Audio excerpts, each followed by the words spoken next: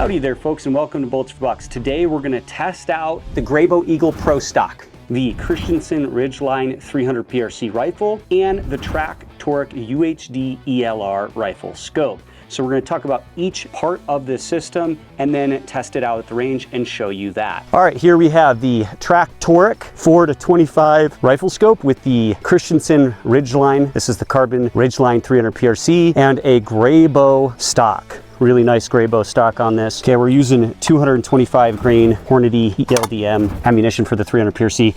We got a accurate mag Grayboe bottom metal, single stack mag on this. Sometimes it wants to rattle loose on me. I'm gonna have to adjust it. Really like the Grayboe stock though. This is just barely sighted in, so the zero pry will be a little bit off, full disclosure, but we're gonna go for group size. Third target from the left, center red circle. Very hot day today. Love the adjustable cheek riser and length of pull on this stock.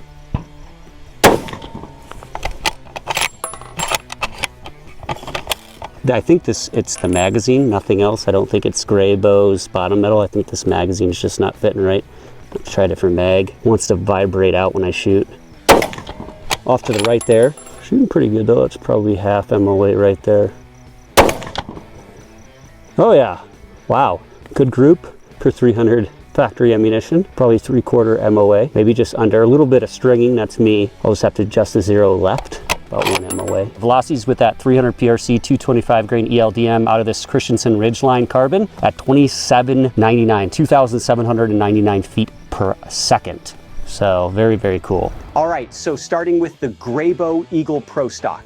It features a very nice 1-inch thick limb saver recoil pad, really nice and pliable. Removable polymer length of pull spacers right here. We have all three in right now, but you can remove them and shorten the length of pull anywhere from 2.5 inches to 13.5 inches. Has a adjustable toolless comb piece here, and you can adjust that comb length up to about 1 inch. Really, really nice. Really like the design. This large knob makes it really easy to adjust on the fly. Also features flush cups on both sides of the buttstock for a QD sling. Really nice. Even on the bottom, it has a flush cup as well. The material on this isn't hollow or tinny sounding at all. Very rigid and high quality. What makes the Grayboe stocks super unique, in my understanding, it's a molded process. I believe it's heat molded, but I could be wrong, but it's molded. So instead of it being hand laid or machined or CNC machined or something like that,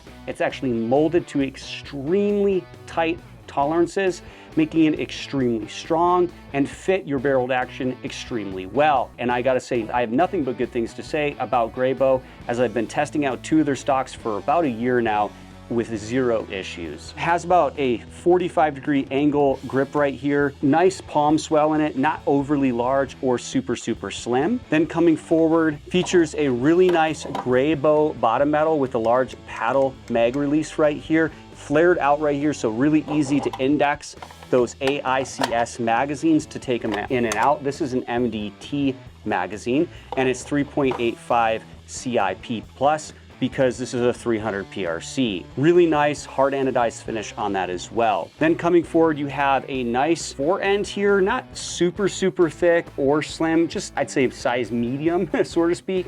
Nice little groove down the side here that you can fit your fingers in easily if you're shooting offhand. And then it has a metal sling swivel stud here as well as in the front. And then on the sides, it also has ambidextrous flush cups for a QD sling. It is fully free floated very adequately, even with a carbon fiber barrel on it. So I really like that. So really nice ultra lightweight stock. It's only 38 ounces, folks. And for a stock this robust, this strong, and this ergonomic, that is very impressive in my opinion. All right, we'll shoot one more group with the 300 PRC 225 grain ELDM Hornady ammunition here. Upper left circle of the third target from the right. I think I pulled that one. Doesn't look like it though. This thing is shooting too good today. That was pretty much dead on. Adjusted my elevation from, or windage from the last shot group. Ooh, pulled that one. Where the barrel's heating up. I think the barrel's just hot. That was about a 2-inch group. We'll let it cool and try again. We're gonna try this one out at 100 yards, 225 grain ELDM factory ammunition. Third target from the left, upper right red square, or circle, excuse me. Every time I shoot, the recoil is so strong it releases the magazine and it falls down. This is heavy recoiling rifle here. Probably about just 1 MOA here on that. A little difficult for me to see from here. We're gonna shoot one more group with that. It's like we're shooting, let's adjust our 0. Third target from the left, lower left red circle. Wow, a lot of mirage. Incredible amount of mirage right now. Heat coming off that barrels. This thing is freaking shooting good though with this gray bow stock. Holy smokes. Best group of the day, probably sitting right around 6.12 inches for the best group of the day out of the 300 PRC with that gray bow stock. Second best group with that gun for that day was, I'm gonna say 1.1 inches. I pulled one. All right, so now let's talk about the Christensen Ridgeline. It features a 90-degree bolt throw, skeletonized bolt handle, has a 2-position safety, and features a Trigger Tech field trigger. It's adjustable from about 2.5 pounds to 4.5 pounds.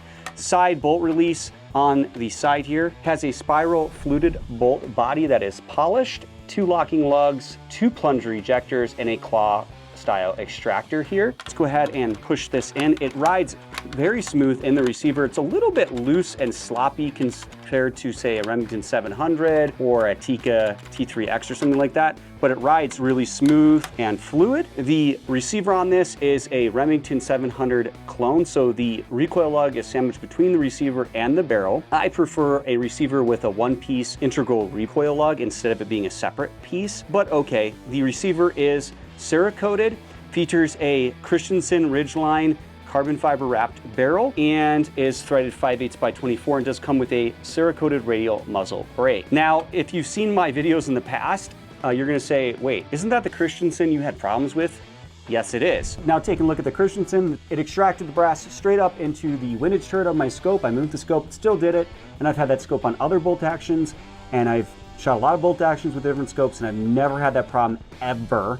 So unfortunately, I'm gonna have to say, it might be just this particular one that I have, but this one's ejecting the brass too straight up into that, ruining the rim of the brass and causing the brass to even fall back down into the feeding area and then causing double feed. So that's totally unacceptable in my opinion. It was ejecting the brass straight up either into the scope base or into the windage turret of the scope. So had huge massive issues, had to retime the plunger ejectors and get it to eject out the side, and now it's working fine. There's a lot of QC issues reported about Christensen, and so I don't really recommend Christensen arms at this time due to the massive amount of complaints I have seen and the issues I have experienced with Christensen arms myself. That said, I hope they get things together. They're out of Gunnison, Utah. I do really like the Trigger Tech trigger. It features a curved trigger blade and is just really, really nice. Single stage, super crisp, no perceivable creep, and very little or to none perceivable over travel. Brakes clean and crisp, and just really a joy to use. This one brakes at about 3 pounds from the factory. All right, so let's take this out and see how it performs at the range. We're gonna adjust our parallax to 400, and we're gonna come up 6.5 MOA. Hopefully that puts us on target here. A little terrible mirage today. First round hit. Good shooter day. Easy shooting. Love the track torque scope and that gray bow stock. Once again, we're gonna guess some dope here. I'm gonna go 7 minutes and just see where we hit. Love this track torque scope here and this gray bow stock. Adjust that cheek riser up a bit. Okay.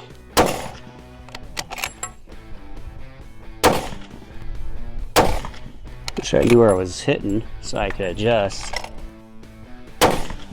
All right, folks, here we got a Christensen Ridgeline 300 PRC with track torque optic on it and a gray bow stock. We're gonna be shooting 50 yards at this level 3A body armor.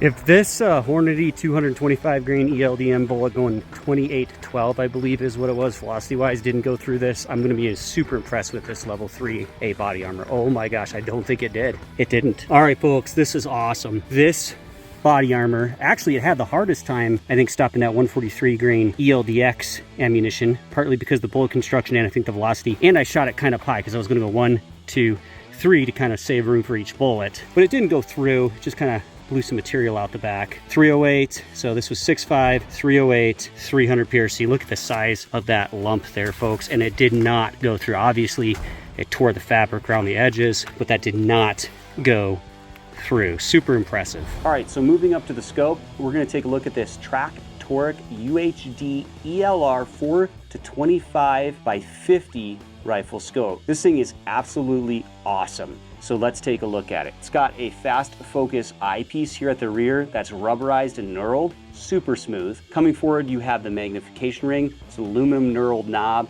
super smooth, has a little bit of a shark fin built into it. It's got numeric values 4 through 25, meaning it can magnify your vision up to 25 times. Then it features a 34 millimeter main tube. This allows it to get more elevation adjustment in your elevation turret, which we'll get into in just a second. It's made of aircraft grade aluminum, has a hard anodized finish, is fog proof and waterproof, features a 50 millimeter objective, so excellent light gathering, and has a removable sunshade included. The scope itself has a windage turret that is locking. Pull it out to adjust it, has a right and left designation arrow on it, and has numeric values, 1/4 MOA per click in the MOA variant, 1/10 MOA in the mil variant. On the elevation turret, it is also locking. It has revolution markings on the scope body. It has 2 levels of numeric values on the turret itself, so you can go 25 minutes or 25 MOA per rotation in the MOA version per revolution, and it has numeric values all the way up